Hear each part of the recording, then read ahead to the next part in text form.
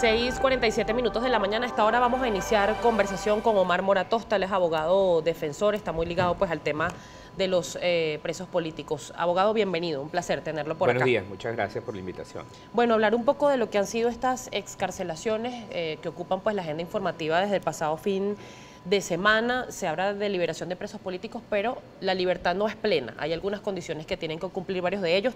Sabemos pues que no puede dar mucho detalle porque están en este proceso, pero sí queremos conocer su visión de estas liberaciones, sobre todo porque en el primer grupo hubo liberación también de presos comunes, incluso de personas vinculadas a la estafa que fue muy famosa de la venezolana. Pero coméntenos el caso de los presos políticos, por favor. Sí, buenos días. Sí, han sucedido un grupo ya de excarcelaciones importantes de nuestros presos políticos. El día de hoy esperamos prosiga este proceso de excarcelaciones. Lo que lamentablemente debemos comunicar es que no son excarcelaciones, no son libertades plenas. Nosotros esperábamos que fuesen libertades plenas porque cuando tú tienes una restricción en el uso, gozo y disfrute de tus derechos constitucionales, tú no estás en libertad. Tú estás simple y llanamente sometido, restringido en poder realizar tu vida cotidiana y tus derechos como ciudadano también están restringidos. Entonces, lamentablemente, pues todas estas personas están sometidas a medidas restrictivas que les impiden hacer una vida normal. Adicionalmente a esto, no olvidemos que a lo largo de estos años, un universo cercano a las 10.000 personas han sido objeto de medidas cautelares y se encuentran en este momento pues restringidos en sus derechos fundamentales también, y esta situación merece una solución. En ese grupo, por supuesto, están personas que inclusive tuvieron que irse del país por la persecución política y esto tiene que ponérsele fin. Nosotros estamos trabajando en la Coalición por los Derechos Humanos y la Democracia en la restitución de todo el conjunto de libertades ciudadanas para estas personas y que les den libertad plena. No nos vamos a conformar con estas medidas. Es importante lo que está ocurriendo porque todos nuestros presos políticos nunca merecieron estar detenidos porque no han cometido delito alguno. Pensar distinto, disentir, expresar de manera pacífica dentro del marco de la Constitución que estás inconforme con lo que está pasando en el país no puede ser considerado un delito. Y nuestros militares institucionales, cuyo único delito pareciera el apegarse al 328 constitucional, que es una norma que establece que ellos se deben a la República, a la soberanía, a la defensa de la soberanía de nuestro país y no a ninguna parcialidad política, pues en estos momentos pareciera que es un tema complicado en el mundo militar para apegarse a este derecho constitucional y ellos no han cometido delito. ¿Cuál es el número de detenidos en este momento por razones políticas y sobre todo a qué pertenecen? ¿Cuántos funcionarios de cuerpos de seguridad o gente de la sociedad civil y dirigentes políticos si lo tienen expresado de esa forma? Sí, claro. Al día de hoy tenemos aproximadamente 409 presos políticos diseminados a lo largo y ancho del país en diversos sitios de reclusión. Tenemos 206 personas de la sociedad civil, tenemos 150 militares y eso es un número que en las últimas horas aparentemente está aumentando porque, como ustedes conocen, se están practicando muchísimas detenciones, persecuciones dentro del mundo militar. Alegando un supuesto golpe, ¿no?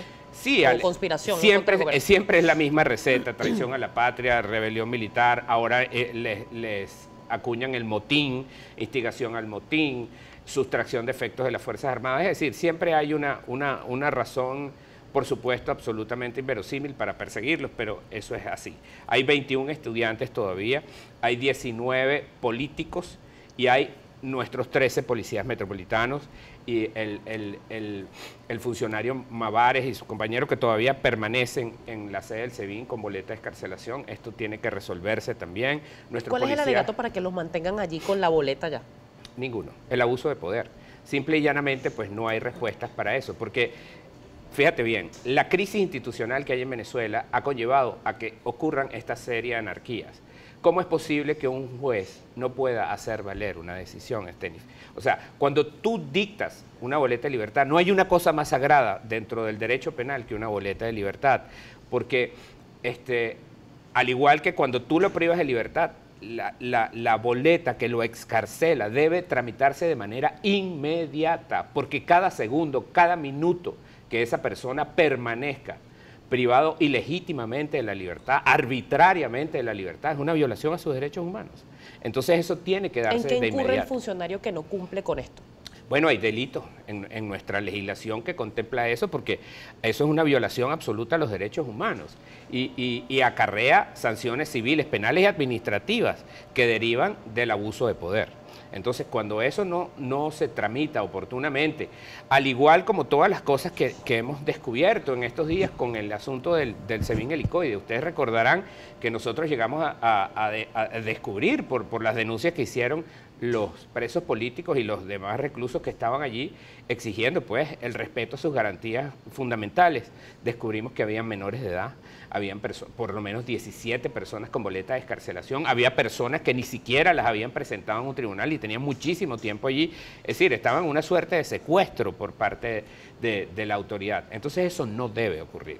Nosotros estamos de acuerdo con que continúen todas las liberaciones y que alcancemos este número, que este número de 409, que no es fijo, por cierto, porque eso precisamente le iba a precisar. ¿Se sigue llevando a cabo o sigue ocurriendo el tema de la puerta giratoria? Porque se ha denunciado por distintas organizaciones de derechos humanos que liberas unos, pero entra un grupo más. Sí, lamentablemente es una realidad. Tú liberas a 3 y entran 10 o 14 o 20, es decir, y hay una cifra negra, tanto en civiles como militares, que existe, porque hay muchas personas que les da miedo denunciar, que piensan que, bueno, lamentablemente son víctimas de ese terrorismo psicológico, en el cual pues le dicen, bueno, no denuncies, quédate tranquilo, tienes que admitir los hechos para salir de este problema, porque esas son, digamos, las ofertas que les dan en medio de esta situación. Entonces, es una cifra aproximada en el día de hoy de 409 personas presos políticos, pero esa es una cifra que varía y lamentablemente nunca varía hacia abajo, siempre se incrementa y este año, sobre todo desde enero del 2018 para acá, ha sido exponencialmente en aumento. Entonces, de verdad que esto nos preocupa. Esperemos que con estas excarcelaciones de nuestros presos políticos cese la persecución, porque tú no puedes buscar la concordia, el encuentro, digamos, la armonía dentro de un país que está sometido a una cautelar. Porque tú no puedes, ¿qué vamos a hacer aquí? Vamos a tener en cautelar a 30 millones de personas. Eso no es correcto. Aquí simplemente se tiene que cesar con la persecución y el respeto a los derechos humanos. Los derechos humanos no se negocian, los derechos humanos se respetan. Abogado, precisamente tengo que hacer una pausa comercial. Al regreso quiero que conversemos sobre si en Venezuela se pudiera dar, por ejemplo, y si está en el marco de la Constitución para que se lo explique además a nuestra audiencia, el tema del indulto. Hay que recordar que el presidente Chávez fue beneficiado con este tipo de medidas. Por parte del presidente Maduro se ha dicho que van a ser muy acuciosos y muy cuidadosos con las liberaciones porque quienes cometieron en este caso homicidios no van a ser beneficiados con ningún tipo de medidas. Son esos 409 todos presos de conciencia. Lo vamos a reiterar al regreso de la pausa. Estamos conversando con Omar Moratosta, él es abogado defensor. Estamos conversando sobre estas excarcelaciones que se han dado en las últimas horas y posiblemente hoy se dé un grupo más. Si tiene preguntas, @primerapágina tiene